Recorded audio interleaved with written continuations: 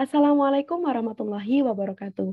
Perkenalkan, nama saya Zia Zaratul Muniroh dengan NIM 193 0124 1017 dari kelas pendidikan Matematika C tahun 2019.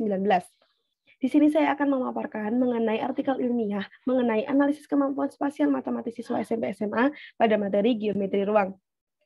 Masuk ke dalam pendahuluan. Dalam bidang pendidikan, peserta didik harus memiliki kemampuan berpikir logis, analitis, kritis, dan kooperatif, yang mana sangat diperlukan dalam semua kegiatan pembelajaran, khususnya dalam pembelajaran matematika.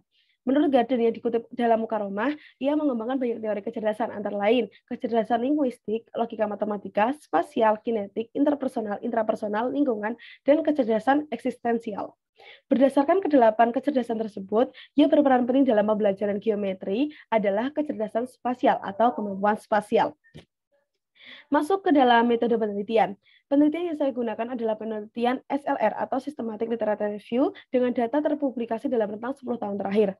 Artikel yang digunakan sejumlah 12 artikel yang dianalisis dan dirangkum yang hasilnya akan dijadikan suatu pokok bahasan. Hasil dan pembahasan. Ada 3 faktor yang memengaruhi kemampuan spasial matematis, yakni yang pertama adalah gaya belajar. Nah, kita tahu bersama bahwasanya gaya belajar siswa itu ada 3, ada kemampuan kinestetik, audio, dan visual. Akan tetapi dalam sebuah penelitian ini, ada 2 yang telah dijadikan sebagai kunci dalam penelitian, yakni visual dan audio. Dan hasilnya, kemampuan visual ini lebih dominan untuk memiliki kemampuan spasial matematis lebih optimal dibandingkan dengan kemampuan audio. Dan kemampuan visual ini bisa lebih mengimajinasi dan lebih mengerjakan soal secara tepat dibandingkan dengan gaya belajar audio. Yang kedua adalah kemampuan spasial matematis siswa ditinjau dari perbedaan gender.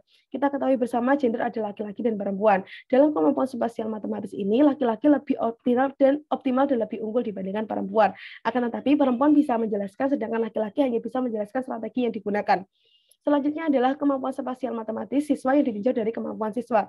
Nah, dalam penelitian, ini ada 3, yakni kemampuan tinggi, kemampuan sedang, dan kemampuan rendah. Kemampuan siswa yang dengan tingkat tinggi atau kategori tinggi ini lebih optimal dalam menyelesaikan permasalahan yang berkaitan dengan geometri ruang atau kemampuan spasial matematisnya lebih optimal dibandingkan siswa dengan kemampuan rendah maupun kemampuan sedang. Dan siswa dengan kemampuan tinggi lebih cepat mengerjakan soal yang berkaitan dengan geometri ruang dibandingkan siswa dengan kemampuan sedang dan rendah.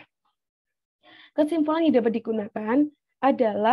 disimpulkan adalah kemampuan spasial matematis siswa pada rentang SMP SMA ini dipengaruhi oleh beberapa faktor.